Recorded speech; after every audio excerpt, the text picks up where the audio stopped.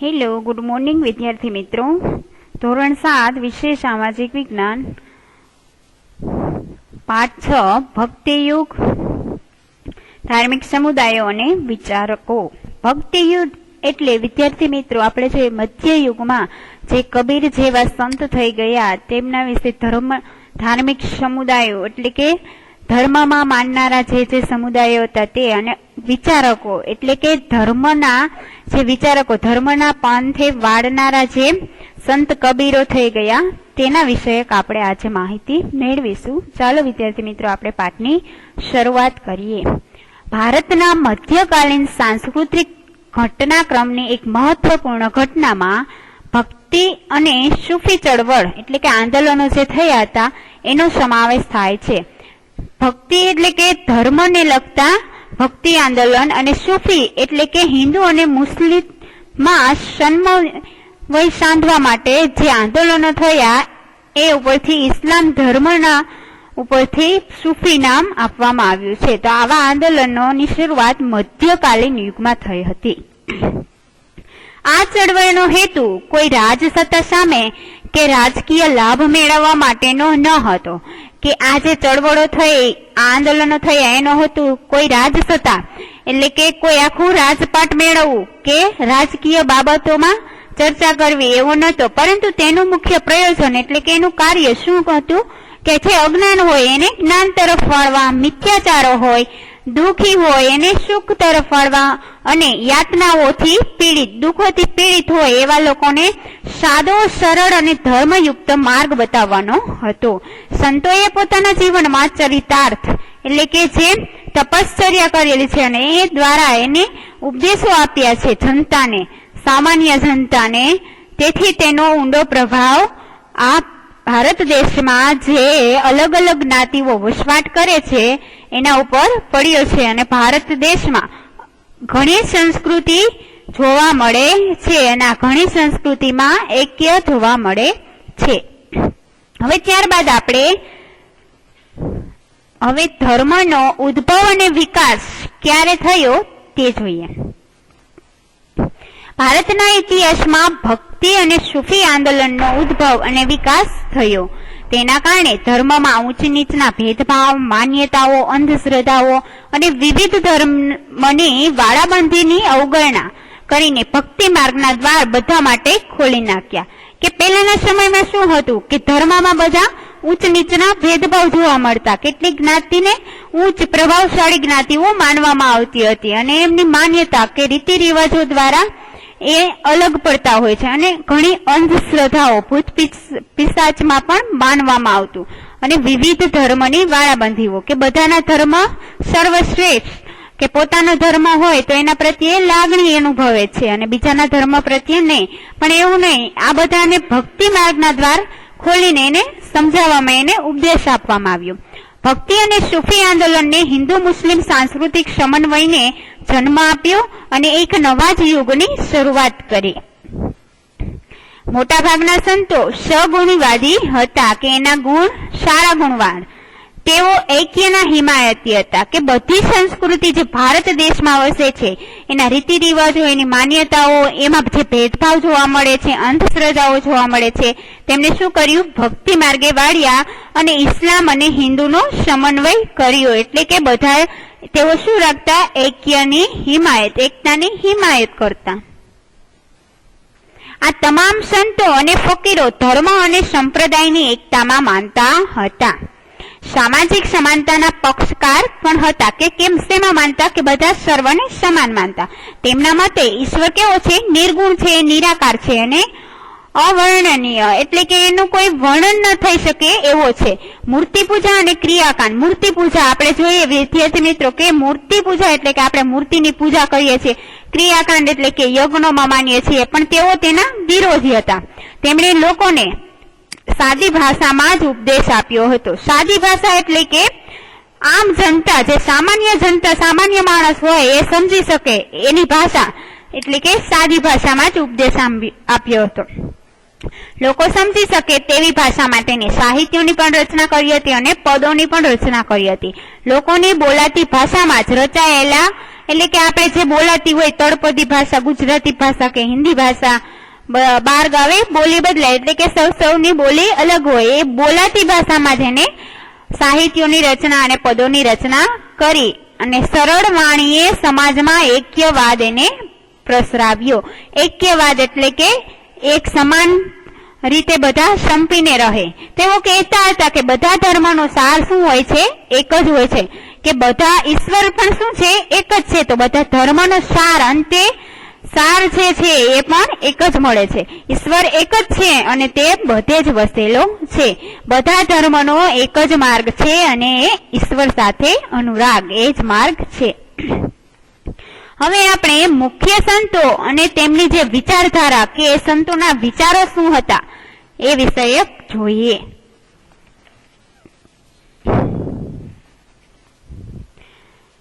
શંકરાચાર્ય દક્ષિણ ભારતમાં ધાર્મિક સુધારણાની પ્રવૃત્તિ 8મી સદીમાં શરૂ કરી હતી અને તેમના પછી 250 વર્ષ બાદ રામાનુજાચાર્ય ભક્તિ અંગે પ્રેરણા આપી. શરૂઆત કોને કરી? શંકરાચાર્ય 8મી સદીથી. ધાર્મિક સુધારણાની એટલે કે ધર્મને બાબતમાં જે સુધારણા હતી, ધર્મમાં જે ભેદભાવ જોવા મળતા હતા પંથોમાં, સંપ્રદાયમાં, તે અંગે સુધારણા શંકરાચાર્ય કરી. પણ ધર્મ અંગેના જે વિચારો હોય, ભક્તિ હોય, એની પ્રેરણા જે સામાન્ય લોકોને, આમ જનતાને આપી એ 250 વર્ષ બાદ રામાનુજાચાર્ય આપી. આ સમયે દક્ષિણ ભારતમાં કેવા લોકો? અલવાર અને નયનાર સંતોના નામ છે. એ સંતોએ પણ ધાર્મિક આંદોલનનો પ્રચાર પણ કર્યો અને એનો વિકાસ, પ્રસાર પણ કર્યો. તમે બાજુમાં અલવાર અને નયનાર સંતોની તસવીર જોઈ શકો છો.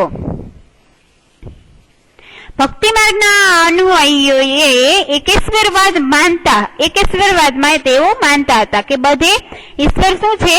એક જ છે અને સર્વધર્મ સમભાવની ભાવનામાં તેઓ તમામ ધર્મો અને સંપ્રદાયોની એકતામાં વિશ્વાસ ધરાવતા હતા કે બધા ધર્મો એક જ છે અને મૂર્તિ પૂજા અને તેમજ ક્રિયાકાંડનો શું કરતા? વિરોધ કરતા. ભક્તિ આંદોલનોએ આત્મ સાક્ષાત્કાર દ્વારા બધા જ દ્વાર ખોલીને નાખ્યા.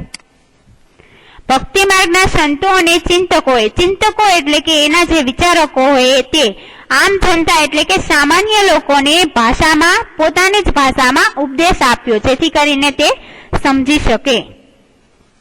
આ સંતો અને તત્વચિંતકો એટલે કે જે ધર્મના વિચારકો, તે તત્વચિંતકોમાં કેટલાક મહાન આચાર્યો પણ હતા, જેમાં એક હતા એ શંકરાચાર્ય, આદિ કવિ શંકરાચાર્ય.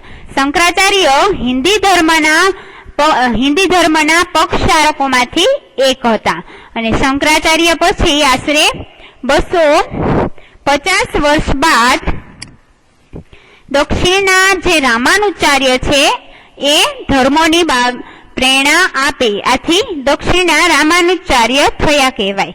સામાન્ય રીતે એવું માનવામાં આવે છે કે ભક્તિ આંદોલનની શરૂઆત રામાનુજાચાર્યથી થાય છે. તેમણે ભક્તિનો સરળ માર્ગ અને સરળ ઉદ્દેશ આપી ઈશ્વર પ્રાપ્તિનો તેમને સંદેશ પણ આપ્યો છે.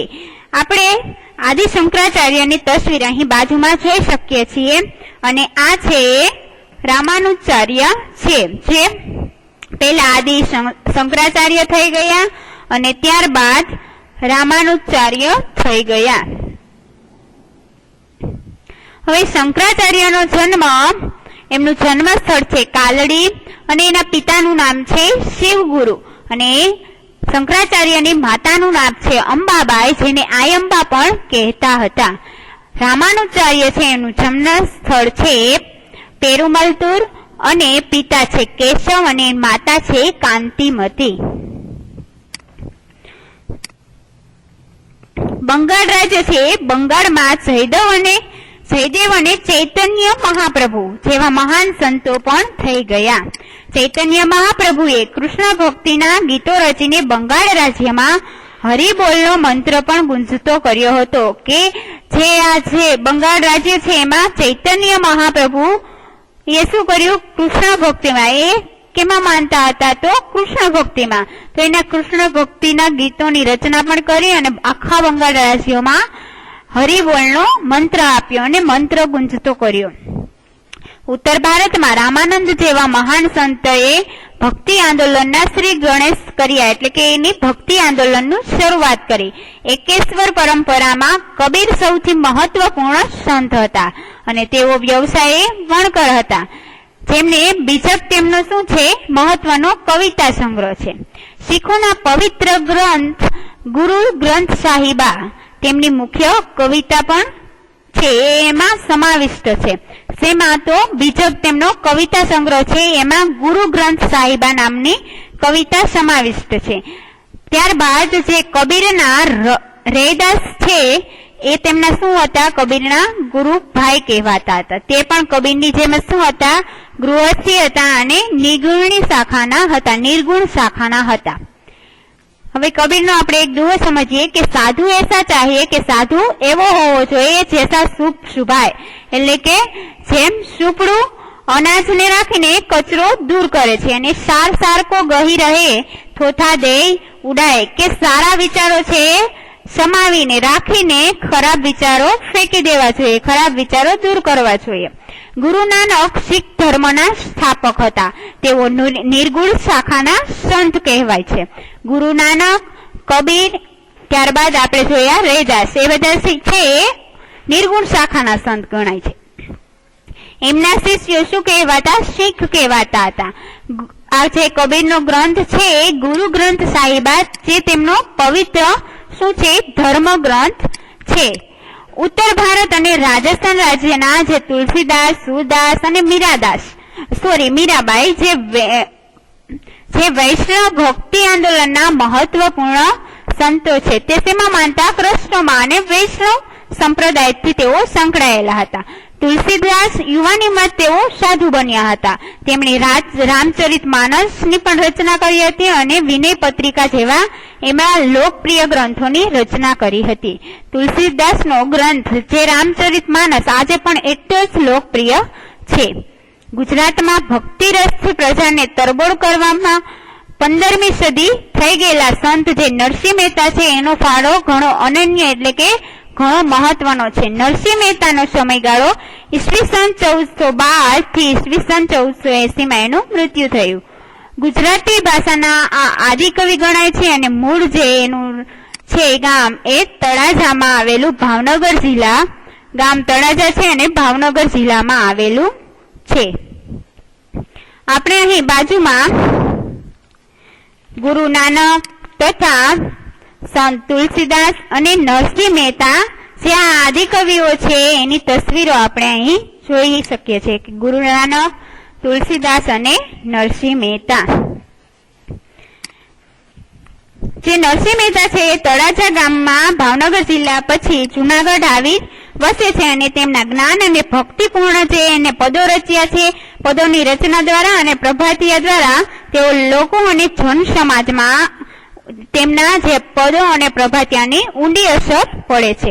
નરસિંહ મહેતાનું પ્રિય ભજન એવું વૈષ્ણવ જન તો તેને રે કહીએ, એ ભજન આજે પણ એવું ખૂબ જ લોકપ્રિય બન્યું છે.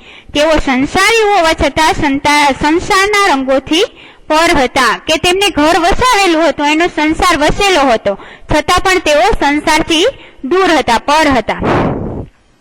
તેમણે છૂતાછૂત તથા જ્ઞાતિભેદનો વિરોધ કર્યો, કે જે સંસારમાં જે જ્ઞાતિભેદ, સમાજમાં જે જ્ઞાતિભેદ જોવા મળતો, જ્ઞાતિ વચ્ચે ભેદભાવ, ઊંચ નીચના ભેદભાવ તથા ધર્મમાં ભેદભાવ, માન્યતાઓ, રીતિ રિવાજમાં આ ભેદભાવોને તેઓ વિરોધ કરતા હતા. તેઓ સૌના ઘરે ભોજન પણ કરવા જતા હતા અને તેઓ હરિનું ભજન કરનાર તેમને મનને શું હતો, હરિનો જન જ ગણાતો. પક્ષાપક્ષીમાં નહીં પણ તેઓ પરમેશ્વર અને સમદ્રષ્ટિ એટલે કે સરખી દ્રષ્ટિએ જોડનારા અને બધાને સર્વ સમાન માનતા હતા. તેમણે કૃષ્ણ ભક્તિનો મહિમા ગાતા કહ્યું કે શ્રી કૃષ્ણની ભક્તિના સહારે મનુષ્ય ગમે તેવી આપત્તિઓ, દુઃખ હોય તે પાર કરી શકે છે અને તેમનું જીવન શું આનું ઉત્તમ ઉદાહરણ છે નરસિંહ મહેતાનું, અને તેમના પદો અને પ્રભાતિયા તરીકે તેઓ જાણીતા ગણાય છે. Thank you.